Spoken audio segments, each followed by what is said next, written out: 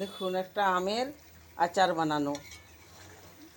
এই যে আচারটা, এটা আমটা আগে খোসাসহ কাটতে হবে, কেটে ধুয়ে তারপর একে একটু নুন হলুদ মাখিয়ে জল ঝারিয়ে নিতে হবে।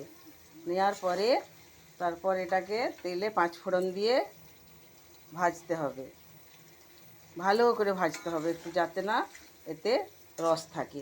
তারপর দেখুন এই যে সরষের গুঁড়ো, এই সরষের গুঁড়ো করে দিতে পারেন বা বেটে দিতে পারেন। এইভাবে সরষেটা দিয়ে দিতে হবে। সরষেটা বেশি করে একটু সরষে দিতে হবে, শুধু সরষে, সাদা সরষে কালো সরষে মিশিয়ে সরষেটা দিতে হবে।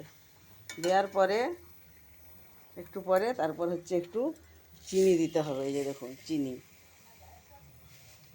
যেরকম মিষ্টি খাবেন সেরকম চিনি দিবেন।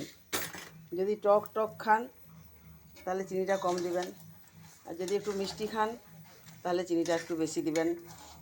দিয়ে আচারটা বানাবেন, দেখবেন অনেক তো আচার বানান, কিন্তু এই রকম একটা আচার বানিয়ে আপনারা খেয়ে দেখবেন। আমের আচার এখনও গাছে কাঁচা আম আছে, একটু সামান্য পাকলো হলেও কোনো ক্ষতি নেই তাতে, কিন্তু আমটা আগে খোসা থাকবে, খোসাসহ কাটতে হবে।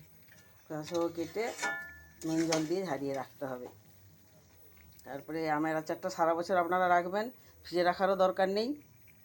সারা বছর রেখে আচারটা ভালোভাবেই খাওয়া যাবে, খুব সুস্বাদু হবে আশা রাখি। আমরা আগে বানিয়েছি, খেয়েছি। এটা আমার বোনের বাড়িতে আচার বানাচ্ছি। আচারটা শুধু খেয়ে দেখবেন কত সুন্দর হয়।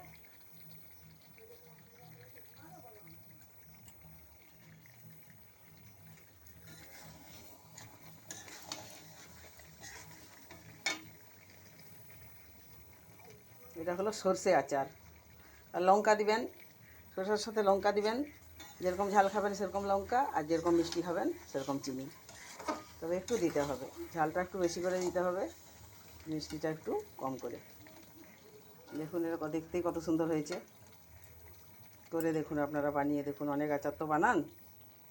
নমস্কার, ভালো লাগলে লাইক করুন।